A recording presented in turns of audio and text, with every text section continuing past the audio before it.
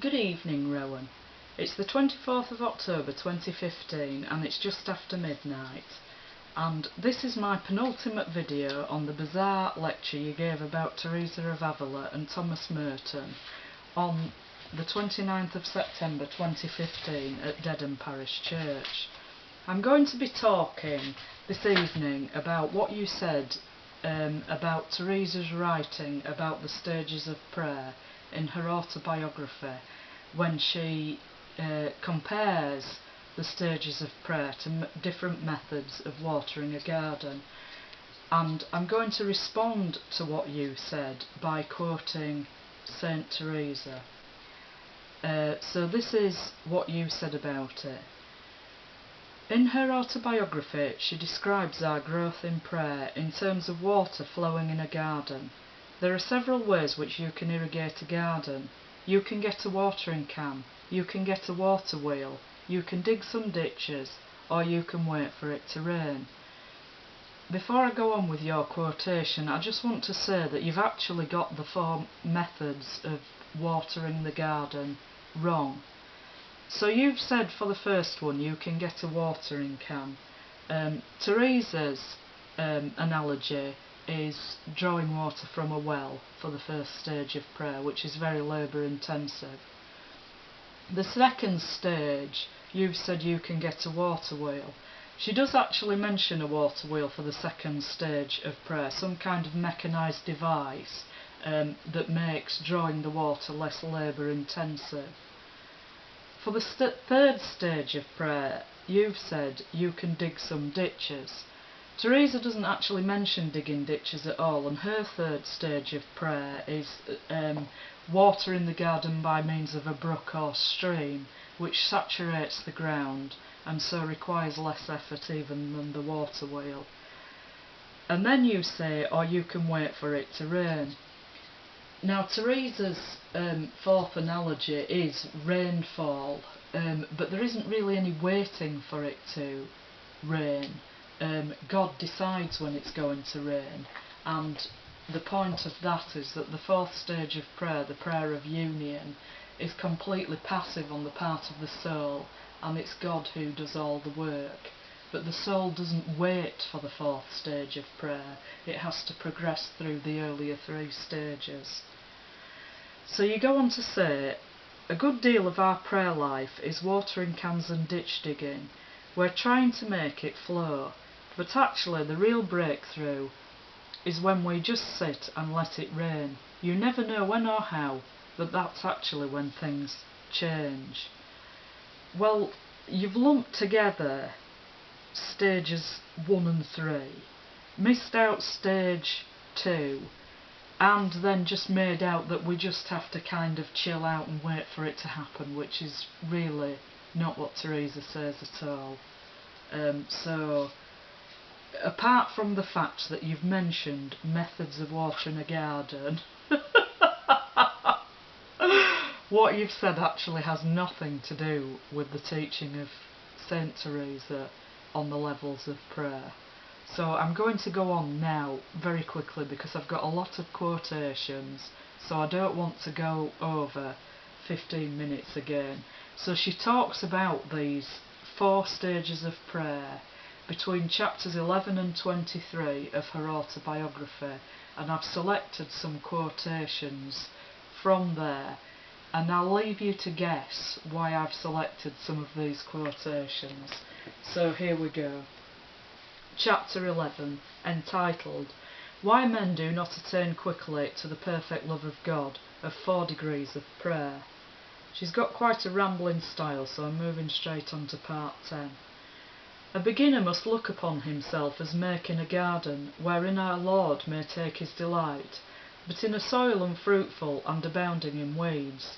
His Majesty roots up the weeds, and has to plant good herbs. Let us then take for granted that this is already done when a soul is determined to give itself to prayer, and has begun the practice of it.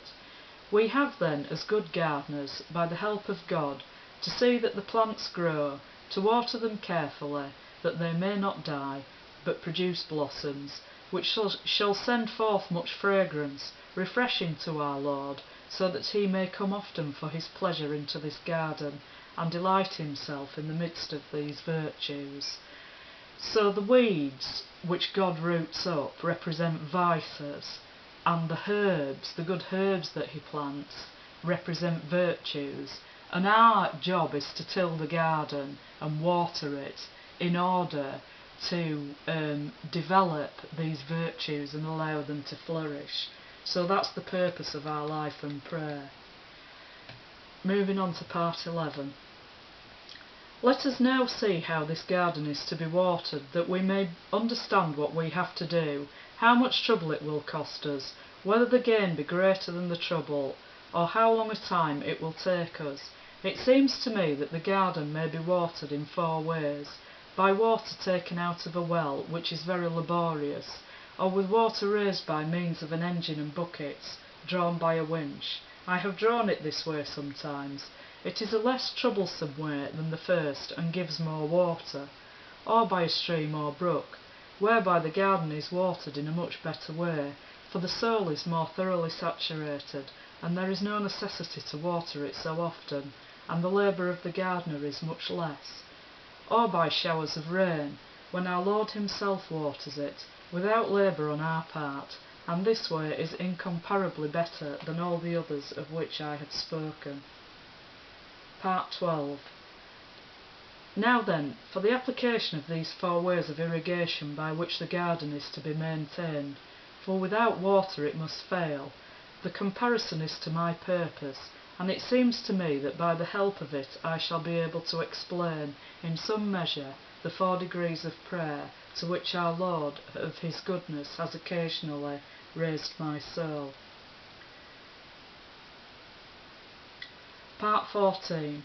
This is beginning to draw the water up out of the well. This is the first stage of prayer. God grant there may be water in it. That, however, does not depend on us. We are drawing it and doing what we can towards watering the flowers. So good is God that when for reasons known to his majesty, perhaps for our greater good, it is his will that the wells should be dry.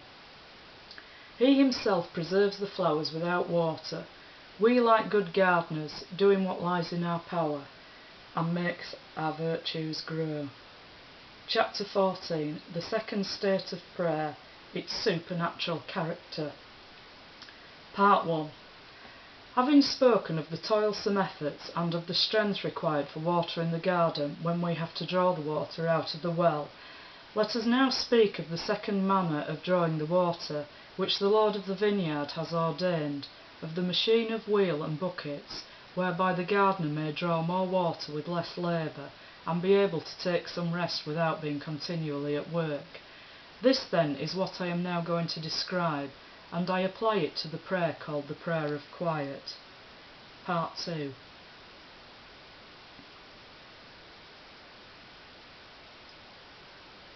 Herein the soul begins to be recollected. It is now touching on the supernatural, for it never could by any efforts of its own attain to this. True, it seems at times to have been wearied at the wheel, labouring with the understanding, and filling the buckets, but in this second degree the water is higher, and accordingly the labour is much less than it was when the water had to be drawn up out of the well. I mean that the water is nearer to it, for grace reveals itself more distinctly to the soul. Part 3. This is a gathering together of the faculties of the soul within itself, in order that it may have the fruition of that contentment in greater sweetness. But the faculties are not lost, neither are they asleep.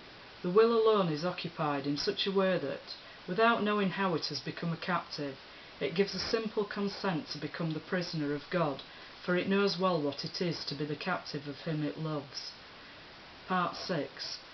This water of grand blessings and graces which our Lord now supplies makes the virtues thrive much more, beyond all comparison, than they did in the previous state of prayer, for the soul is already ascending out of its wretched state, and some little knowledge of the blissfulness of glory is communicated to it. This, I believe, is that which makes the virtues grow the more, and also to draw nearer to the essential virtue, God himself, from whom all virtues proceed, For his Majesty has begun to communicate himself to this soul, and will have it feel how he is communicating himself. Part 7. As soon as the soul has arrived thus far, it begins to lose the desire of earthly things, and no wonder, for it sees clearly that even for a moment this joy is not to be had on earth, that there are no riches, no dominion, no honours, no delights, that can for one instant, even for the twinkling of an eye, minister such a joy, for it is a true satisfaction, and the soul sees that it really does satisfy. Chapter 16. The third state of prayer, deep matters, what the soul can do that has reached it, effects of the great graces of our Lord. Part 1. Let us now speak of the third water wherewith this garden is watered, water running from a river or from a brook, whereby the garden is watered with very much less trouble, although there is some in directing the water. In this state our Lord will help the gardener, and in such a way as to be, as it were, the gardener himself, doing all the work. Chapter 17, Part 4. Finally, the virtues are now stronger than they were during the preceding prayer of quiet, for the soul sees itself to be other than it was, and it knows not how it is beginning to do great things in the odour which the flowers send forth, it being our Lord's will that the flowers should open, in order that the soul may believe itself to be in possession of virtue, though it sees itself most clearly that it cannot, and never could, acquire them in many years, and that the heavenly gardener has given them to it in that instant. Now too the humility of the soul is much greater and deeper than it was before, because it sees more clearly that it did neither much nor little beyond giving its consent that our Lord might work those graces in it, and then accepting them willingly.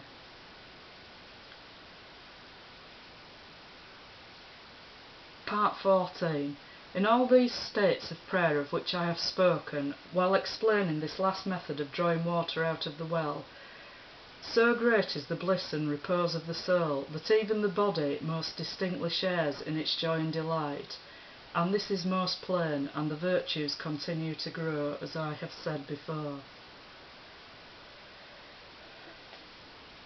Chapter 19. The effects of this fourth state of prayer, earnest exhortations to those who have attained to it not to go back, nor to cease from prayer.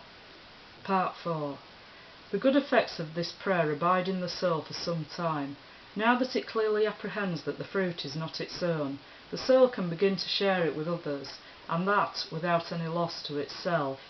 It begins to show signs of its being a soul that is guarding the treasures of heaven, and to be desirous of communicating them to others, and to pray to God that itself may not be the only soul that is rich in them. It begins to benefit its neighbours, as it were, without being aware of it, or doing anything consciously. Its neighbours understand the matter, because the odour of the flowers has grown so strong as to make them eager to approach them. They understand that this soul is full of virtue, they see the fruit, how delicious it is, and they wish to help that soul eat it. Part 5. If this ground be well dug by troubles, by persecutions, detractions, and infirmities, they are few who ascend so high without this. If it be well broken up by great detachment from all self-interest, it will drink in so much water that it can hardly ever be parched again. So that's some of the things that Teresa had to say about the 4 stages of prayer, which, as you can see, are intrinsically related to virtue and the development of virtue and the growth of virtue, and can't be separated from it. Yet for some mysterious reason, that's something you never ever mention. Anyway, I don't want my video going on over 15 minutes. And also I've got to prepare myself for all the raping and pillaging over the weekend. So I'll bid you good night, and don't forget, be alert.